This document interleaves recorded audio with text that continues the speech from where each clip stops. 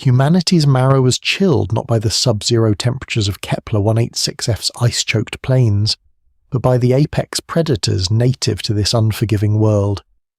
That was until a single, dying cub revealed a reality-altering truth. Human empathy is the deadliest force in the galaxy. The alarms at Caterpillar Interstellar's Outpost 9 didn't wail. They shrieked, a high-pitched mechanical panic that cut right through the howl of the Category 5 ice storm outside. Chief Engineer Harrison Wright slammed his fist against the override panel of the airlock, his breath pluming in the rapidly dropping temperature of the corridor. The company was pulling out. They had been mining the frozen crust of Kepler 186f for a rare isotope used in quantum slip drives, but the planet had finally decided it had enough. Or more accurately, the locals had. The humans called them the Chimera, 8-foot-tall quadrupedal predators with dense silver fur, thermal retaining armor plating along their spines, and intelligence that the corporate eggheads at Caterpillar insisted was purely instinctual. Harrison knew better. He had seen their coordinated attacks. He had seen them disable automated turret grids not by rushing them, but by triggering avalanches using sonic detonators scavenged from human tech. They were smart, they were angry, and they were currently tearing through the outer perimeter of Sector 4. Harrison, status! The radio on his shoulder crackled. It was Commander Gregory Mitchell, the corporate overseer who valued production quotas over human lives. "I'm at the northern vent shafts, Mitchell," Harrison yelled over the deafening roar of the wind violently vibrating the hull. "The automated defenses are offline. I'm routing power to the final shuttle pad now. You need to hold the launch." "Negative, Wright." Mitchell's voice was devoid of emotion. "The storm wall is accelerating. We have a 3-minute launch window before the atmospheric pressure crushes the shuttle's thrusters like tin cans. Get to the pad now, or you're staying behind." Harrison cursed, slamming his heavy-duty plasma wrench into his tool belt. He turned to sprint down the darkened corridor toward the launch bay, his magnetic boots clanking heavily against the grating. He was halfway there when he heard it. It wasn't the roar of the Chimera adults, a sound that usually rattled the teeth in a man's skull. It was a high-pitched, reedy keening, a whimper. Harrison froze. Standard operating procedure dictated he keep moving. Survival dictated he keep moving. But Harrison was a man who had grown up watching his father rescue stray dogs from the freezing winters of North Dakota. There was a fatal flaw in the ruthless expanse of deep space. He diverted down a side corridor, his pulse pounding in his ears. The corridor ended at a shattered localized observation window. The blast shield had partially deployed, but jagged glass littered the floor. The snow was blowing in, piling up in thick, blinding drifts. There, half buried in the creeping frost, was a Chimera cub. It was no bigger than a golden retriever, its pristine silver fur matted with glowing, viscous blue blood. A piece of shrapnel from an automated turret explosion was lodged deep in its hind leg. The adults must have been forced into a rapid retreat when the outpost heavy ordnance fired, losing the cub in the blinding whiteout. The cub looked up at Harrison. Its eyes were massive, deep pools of obsidian, reflecting the flickering emergency lights. It didn't hiss. It didn't bare its teeth. It just shivered violently, its small chest heaving as the freezing air filled its lungs. "Right where the hell are you?" Mitchell's voice barked through the comms. "Thrusters are spooling up. We are leaving in 60 seconds. Harrison looked at the cub. He looked at the hallway leading to the shuttle bay. If he ran, he would make it. He would go back to Earth, collect his hazardous duty pay, and try to forget the whimpering alien baby left to freeze to death on a dead world. "Damn it," Harrison whispered. "Damn it all to hell." He dropped to his knees, his heavy environmental suit squealing in protest. He reached out slowly. The cub flinched, expecting the death blow. Instead, Harrison scooped the heavy, freezing creature into his arms. The sheer weight of it surprised him. It was dense, built for gravity twice that of Earth. He hoisted the cub against his chest and turned, sprinting for the shuttle bay. He pushed his legs to their absolute limit, his lungs burning as he ran through the winding corridors. "Hold the door!" "Mitchell, I'm in the concourse! Hold the door!" Harrison screamed into the comms. He rounded the final corner, the massive hangar doors coming into view. Through the reinforced glass of the departure lounge, Harrison saw the heavy ramp of the Caterpillar dropship retracting. He saw Mitchell standing in the cockpit, looking directly down at him. Mitchell's eyes widened as he saw what Harrison was carrying. A human life was a liability Mitchell was willing to write off. But a human bringing a live bleeding apex predator onto an overcrowded evacuation shuttle. "Aborting bay door sequence," Mitchell's voice came over the Outpost PA system. "Sorry, Harrison, company protocol, biological contamination." "Mitchell, don't you do this," Harrison roared, slamming his fist against the reinforced glass. The hangar bay doors sealed shut with a deafening final clank. The airlocks hissed. Harrison stood there, the bleeding alien cub in his arms, and watched as the thrusters ignited, bathing the ice in a blinding blue light. The shuttle rocketed into the raging atmosphere, leaving him entirely alone on a hostile planet, surrounded by a killer storm and an army of grieving, enraged alien predators. The Outpost died slowly. Without the primary reactor, which had been intentionally hard-scrambled by the departing crew to prevent the Chimera from using the tech, the facility's auxiliary power began to fail sector by sector. Harrison had carried the Cub down into the deepest sub-level of the facility, the geological sampling bunker. It was reinforced with 4 feet of lead and plasteel, designed to withstand seismic shifts. It was the only place the adult Chimera couldn't easily rip open, and more importantly, it was insulated. The temperature in the room was already plunging past minus 30 degrees Celsius. Harrison laid the Cub on a metal examination table, sweeping aside core samples and digital slates. He ripped off his helmet, gasping for the thinning, frigid air. Okay, stay with me," Harrison muttered, rummaging frantically through a medical supply locker. The Cub was barely moving now. The blue blood had frozen into jagged crystals around the shrapnel wound. Harrison pulled out a heavy-duty trauma kit. It was designed for human physiology, but he had no other choice. He injected a local anesthetic into the muscle surrounding the wound, praying the chemical compound wouldn't be toxic to the alien. The Cub let out a weak, rattling hiss, but didn't fight him. Using a pair of sterilized industrial forceps, Harrison gripped the jagged piece of turret shrapnel. "This is going to suck, kid. I'm sorry." He pulled. The shrapnel came free with a sickening squelch. The Cub wailed, thrashing wildly. Harrison pinned it down with his forearm, quickly packing the wound with a biofoam coagulant used by the military. The foam expanded, sealing the artery and freezing almost instantly in the cold air. He wrapped the leg tightly in thermal bandages, then stepped back, exhausted. The emergency lights flickered and died. The bunker plunged into absolute darkness, save for the faint green glow of Harrison's suit HUD. The temperature gauge on his wrist read minus 55 degrees Celsius, and dropping. Harrison slumped against the wall, sliding down to the cold floor. He had locked the heavy vault door, but without power, the heating coils in the walls were dead. His thermal undersuit would keep him alive for maybe another 6 hours. After that, he would simply fall asleep and never wake up. In the dark, he heard the faint scraping of claws against metal. He activated his shoulder lamp. The Cub had dragged itself off the table. It was limping toward him, its massive black eyes fixed on his face. "Stay back," Harrison warned softly, his teeth beginning to chatter. "I patched you up. Don't make me regret it." The Cub didn't attack. It hobbled until it was right next to him.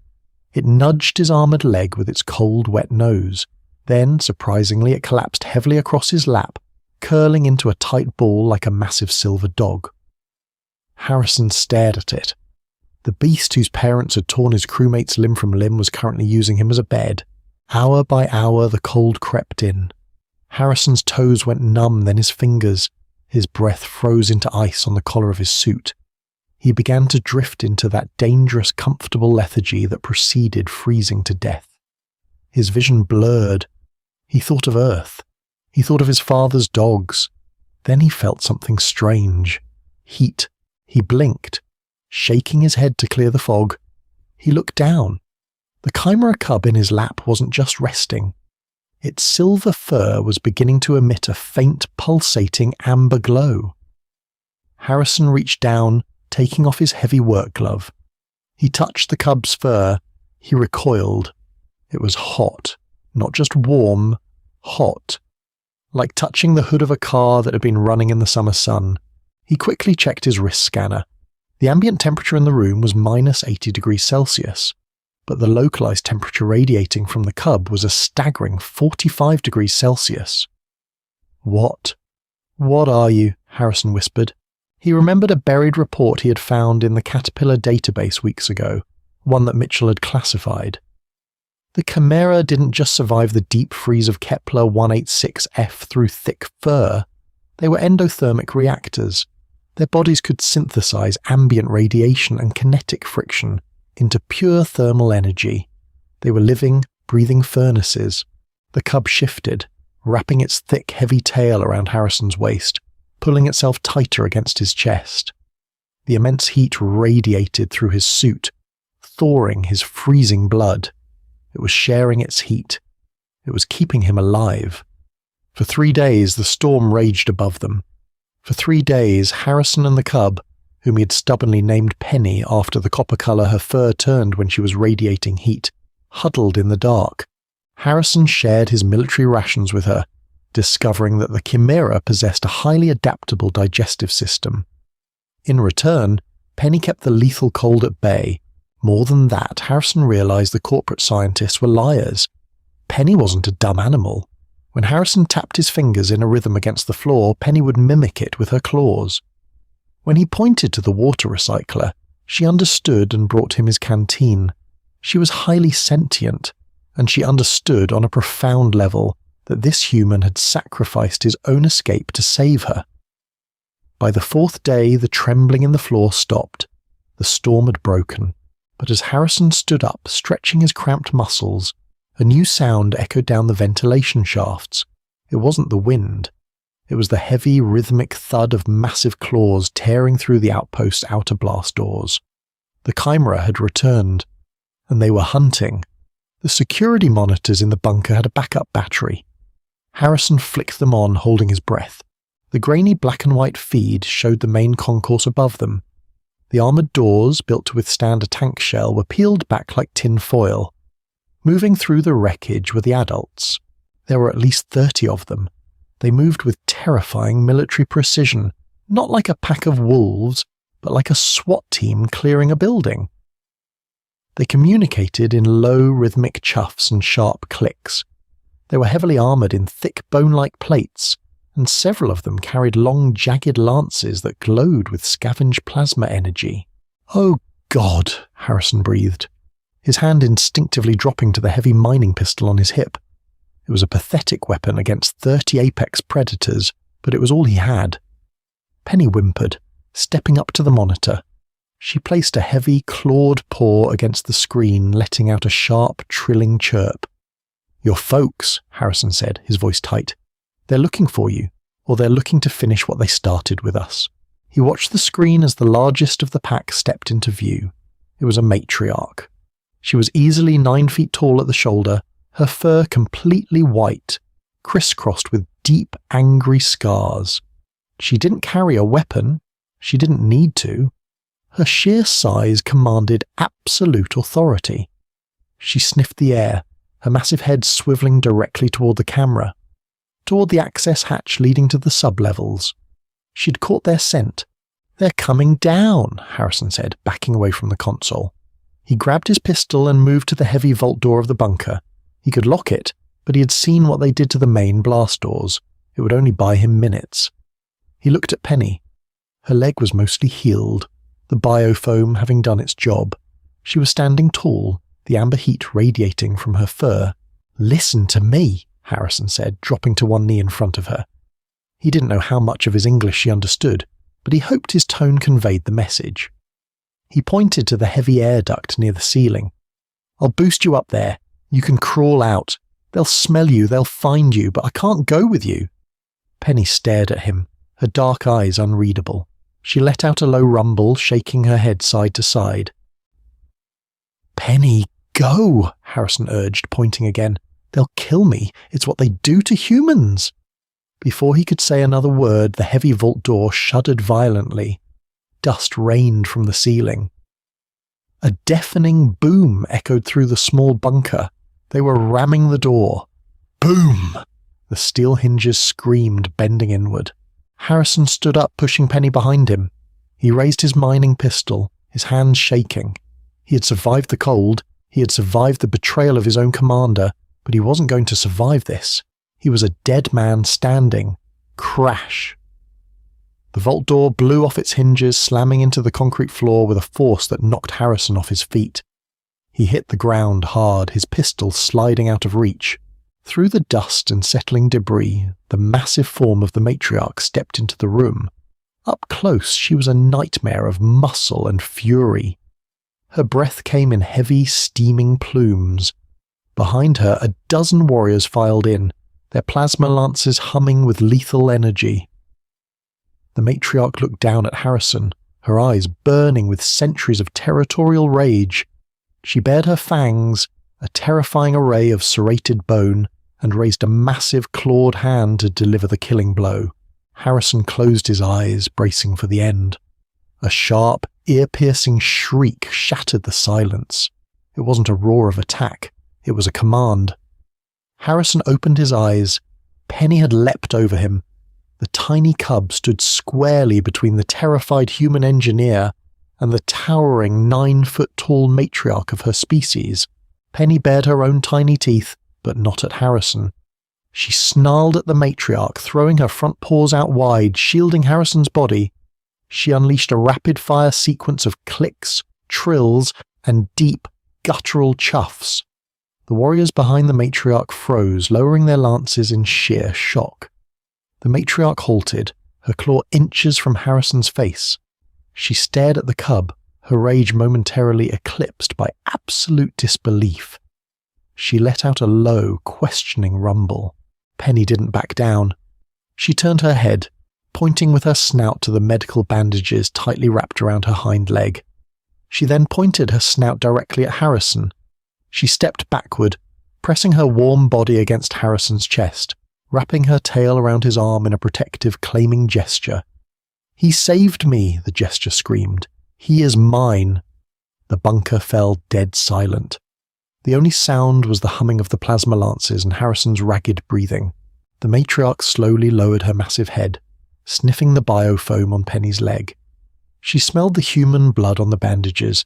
She smelled the lingering scent of Harrison's MREs on the cub's breath. She saw the way the human had bled to fix her child. The matriarch stood up. She looked at Harrison. The blind, feral rage in her eyes had vanished, replaced by a terrifying, piercing intelligence. This creature understood the concept of debt. The matriarch slammed her fist against her own chest. A salute. Harrison, his heart hammering against his ribs, slowly pushed himself to a seated position. He looked at the matriarch, then down at the little cub who had just stopped an execution. "You're welcome," Harrison choked out, his voice barely a whisper. The matriarch turned to her warriors and let out a sharp bark. They immediately powered down their weapons and parted, clearing a path to the surface. The matriarch looked back at Harrison and gestured with her massive head toward the doorway. They weren't going to kill him. They were offering him safe passage. But as Harrison stood up, leaning against the wall for support, the long-range comms panel on his wrist suddenly sparked to life. The storm interference had completely cleared. "Outpost 9, this is Caterpillar Command Ship Aegis," a crisp, automated voice broadcasted through the quiet room. "Commander Mitchell has reported a total casualty loss at Sector 4. Firing orbital incendiary barrage to sanitize the area of hostile biologicals in T-10 minutes. May God have mercy on your souls." Harrison's blood ran colder than the ice outside. Mitchell hadn't just abandoned him. He'd convinced the corporate fleet that everyone was dead, and he was calling down an orbital strike to wipe the Chimera and the evidence of his cowardice off the face of the planet. Harrison looked at the matriarch, then at Penny. He had 10 minutes to stop an orbital bombardment, or the very creatures who just spared his life would burn to ash. T-9 minutes to orbital sanitization. The automated voice of the Caterpillar command ship Aegis echoed from Harrison's wrist comms, sterile and devoid of pity. The red warning strobe on his suit's HUD began to flash in time with his racing heart. He had 9 minutes before a payload of hyper-accelerated tungsten rods and thermobaric warheads turned Sector 4, and everything in a 20-mile radius, into a crater of molten glass. Harrison looked up at the matriarch. She was watching the flashing red light on his wrist, her head tilted, ears swiveling. She didn't speak English, but she understood the universal language of panic. "Fire," Harrison said, pointing to the ceiling, then bringing his hands down rapidly. "Fire from the stars, it's going to kill us all." He tapped his wrist comms. "I can hear them, but my suit transmitter isn't strong enough to punch through the storm interference and the bunker's shielding. I need the main dish. I need the spire." The matriarch looked at the ceiling, then back at Harrison. She let out a low, interrogative click. Harrison pointed frantically toward the blast doors, gesturing upward. "The comms tower, top of the outpost. We have to go now." Penny bounded forward, letting out a sharp bark. She nudged her mother's massive foreleg, then pointed her snout at Harrison. The matriarch's obsidian eyes locked onto the human engineer. She understood. The sky was falling, and the small, frail creature in front of her held the key to stopping it. The matriarch dropped to her front knees, lowering her massive armored shoulders. She looked back at Harrison and gave a deep, rumbling chuff. "Get on." Harrison didn't hesitate. He holstered his useless mining pistol and scrambled onto the matriarch's broad back, grabbing handfuls of the thick silver fur behind her neck plates. The heat radiating from her body was instantly palpable, a furnace that seeped through his freezing environmental suit. "T-minus 7 minutes, the cold voice announced. The matriarch rose to her full 9-foot height. She let out a deafening metallic roar that shook the dust from the ceiling. Her warriors responded in unison, a chorus of terrifying battle cries. They moved. To call the Chimera fast would be a profound understatement. They were biomechanical marvels, their musculature acting like coiled springs. The matriarch launched herself through the shattered vault doors, clearing the debris in a single fluid bound. Harrison clung for dear life, his face buried in her fur to shield his visor from the whipping wind as they hit the main concourse. The outpost was a labyrinth of twisted metal and sparking wires, but the Chimera navigated the darkness with perfect thermal vision. They didn't bother with the stairwells. When they reached the central elevator shaft, its cab long destroyed, the matriarch simply leapt. She hit the vertical wall of the shaft, her heavy claws sinking inches deep into the reinforced plasteel. She began to climb, bounding upward in massive gravity-defying leaps. Below them, Penny rode on the back of one of the towering warriors, her small paws gripping tightly. Harrison's stomach dropped with every lurch. They were scaling a 50-story shaft in a matter of seconds. They burst through the maintenance hatch at the top of the outpost, emerging onto the exterior roof. The storm had broken, but the residual winds were still screaming at 80 miles per hour. The ambient temperature was minus 60 degrees Celsius. T-minus 5 minutes, targeting matrices locked. There it was, the primary communications spire. It jutted another 100 feet into the freezing star-filled sky.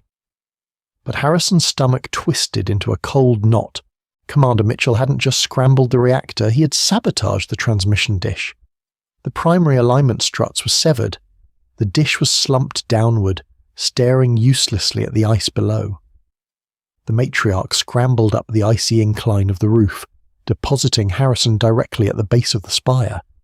He hit the grating, his magnetic boots engaging to keep him from blowing over the edge. "It's manually misaligned!" Harrison screamed over the wind. He scrambled up the maintenance ladder of the spire, his fingers numb and clumsy inside his heavy gloves. "I have to hotwire the servos and manually crank the azimuth." He reached the maintenance panel directly beneath the massive dish. He ripped the cover off, exposing a nest of frozen circuitry. He yanked the plasma wrench from his belt, using the heavy tool to smash away the ice. T-minus 4 minutes. Come on, Harrison grunted, stripping the insulation off the heavy power conduits with his teeth. He spat the rubber out, twisting the copper wires together to bypass Mitchell's sabotage. Sparks showered over his visor. The primary servo hummed, struggling against the ice. "It's jammed! The gears are frozen shut!" Harrison yelled, slamming his fist against the casing. He needed leverage, but he didn't have the strength. A massive shadow fell over him. The matriarch had climbed the spire. She clung to the side of the metal structure, the metal groaning under her immense weight. She looked at the dish, then at the gears Harrison was desperately trying to turn. She reached out with one colossal armoured paw. She wedged her claws into the frozen teeth of the mechanical gear. "Push!" Harrison screamed, engaging the manual override throttle on the control board. The matriarch roared, the muscles in her shoulders bulging as she applied raw kinetic force against the frozen steel.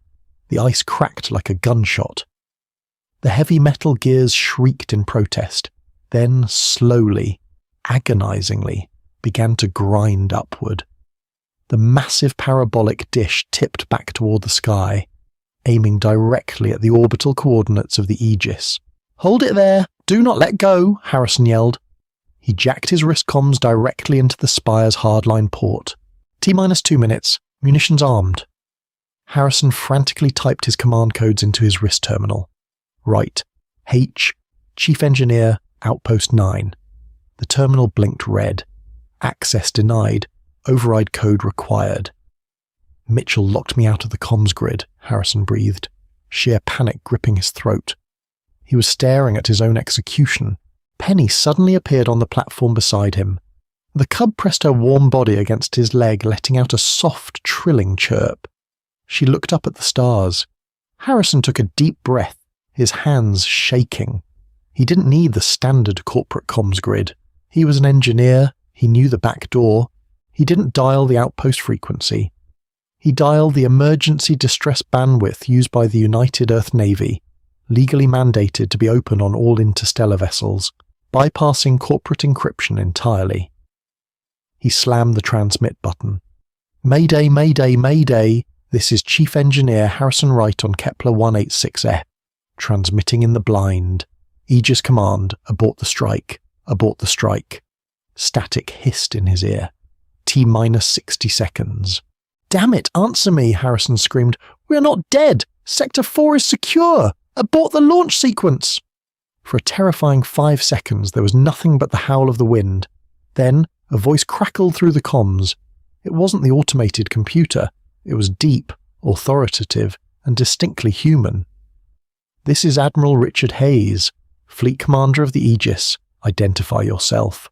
Outpost 9 was reported as a total loss by Commander Mitchell." "Admiral Hayes! This is Harrison Wright!" Harrison shouted into his helmet mic, clutching the terminal as the wind threatened to tear him off the platform. "Mitchell lied. He abandoned me to meet his launch window and called down a strike to cover his tracks. Do not fire! I repeat, do not fire!" A sharp intake of breath echoed over the comms. "Right. Son, we're 45 seconds from turning your grid coordinates into slag. Commander Mitchell is standing right here on the bridge. He says you were torn apart by hostile biologicals." Another voice, frantic and defensive, filtered through the open channel. It was Mitchell. "Admiral, cut the feed. It's a chimera mimic, or the man has gone mad from the cold. He's compromised." "I'm not compromised, you cowardly son of a bitch," Harrison roared. "Admiral, I am transmitting my suit's biometric telemetry and live visual feed directly to your bridge now. Look at the screen." Harrison tapped the command on his wrist. His HUD flickered as the high-resolution camera mounted on his shoulder began broadcasting directly to the command ship hovering in orbit. T-30 seconds, the ship's computer announced. On the bridge of the Aegis, Admiral Richard Hayes stood before the massive holographic projection table. The room was dead silent. Security Chief Jackson Ford stood near the heavy blast doors, his hand resting on his sidearm, eyeing Commander Mitchell. The main screen flickered to life. It didn't show a blood-soaked madman.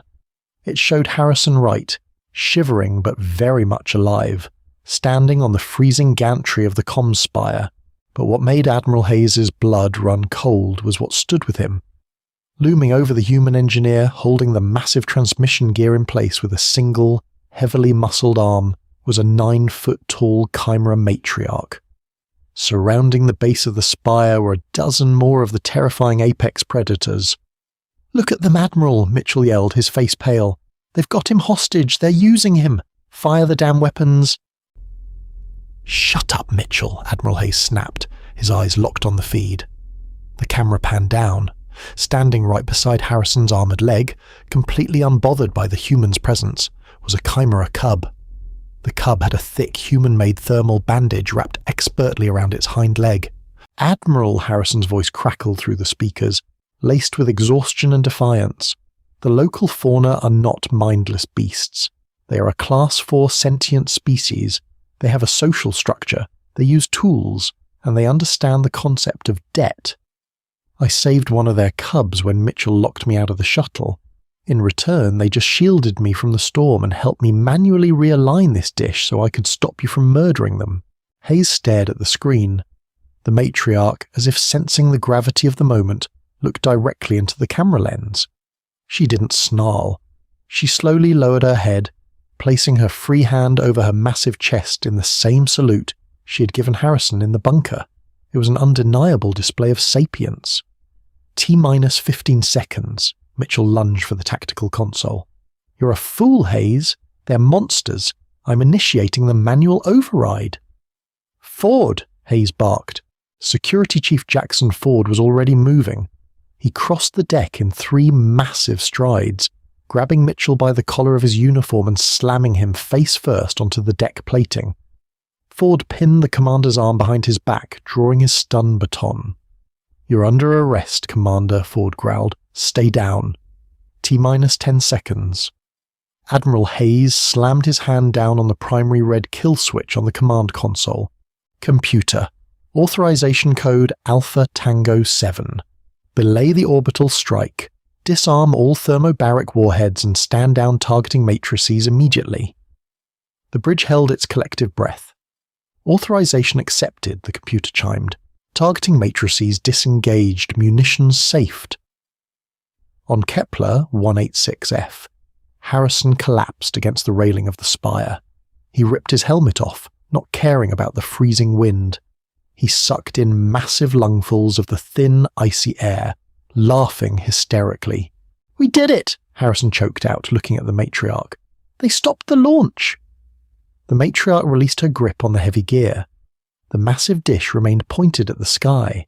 She looked down at Harrison, letting out a soft, rumbling purr that vibrated the metal beneath his boots. Penny barked happily, rubbing her warm head against Harrison's side. "Mr. Wright," Admiral Hayes' voice came back over the comms, noticeably softer now. "I am looking at the telemetry data. You are reading at a core temperature of 36 degrees Celsius, despite ambient temperatures of -60. How are you surviving?" Harrison smiled, resting his hand on Penny's silver fur. "They're endothermic, Admiral. They're living heaters. She's been keeping me warm for 3 days.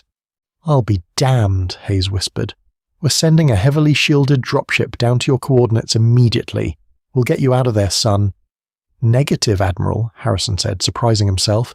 He looked out over the vast, ice-choked plains of Kepler 186F. For the first time, it didn't look like a frozen hellscape. It looked like a home. "Sir, according to the Interstellar Colonization Charter, Section 4, Paragraph 2, Harrison recited, his voice steady. "If an indigenous species is proven to possess Class 4 sapience, all corporate mining operations must immediately cease, and a designated planetary ambassador must be established." Silence fell over the comms line. "You want to stay down there, right?" "With them?" Hayes asked, incredulous. "Caterpillar Interstellar owes these people massive reparations for what Mitchell did," Harrison replied. "And frankly, sir, I trust the giant ice wolves a hell of a lot more than I trust the board of directors. Tell CEO Arthur Pendleton he's going to need to draft a new contract. I'll be acting as the official terrestrial liaison for the Chimera." Harrison looked up at the matriarch. "Besides, I think I've already been adopted." The matriarch chuffed, nudging Harrison gently with her massive snout, nearly knocking him over. "Understood, Ambassador Wright," Hayes said, a hint of a smile in his voice. "We will deploy a mobile habitat to your sector. packed with supplies and medical gear. Mitchell is currently in the brig, awaiting tribunal. I have a feeling your testimony is going to put him away for a very long time." "I look forward to it, Admiral. Right out." Harrison cut the feed. He stood on the edge of the spire watching the stars above. The roaring winds of Kepler 186f continued to howl, but for the first time in humanity's history on the planet, the cold wasn't something to be feared. Penny let out a happy chirp, wrapping her heavy tail around Harrison's ankle. The matriarch stood tall beside him, a silent sentinel against the frozen wastes. The universe was indeed a cold, unforgiving place. But Harrison had learned the ultimate truth. The greatest weapon humanity possessed wasn't the plasma rifle, the slip drive, or the orbital strike. It was the simple, irrational willingness to reach into the dark, pull a freezing stranger close, and share the warmth. What an incredible journey on Kepler 186f. Harrison's empathy not only saved a freezing cub, but forged an unbreakable alliance that changed the fate of an entire world. Humanity's greatest strength isn't our firepower, it's our compassion. If you love this tale of survival, betrayal, and unexpected friendship, don't leave Harrison and Penny out in the cold. Smash that like button, share this story with your fellow sci-fi fans, and subscribe to the HFY Short Story Vault for more epic galactic adventures. Let us know your favourite moment in the comments below.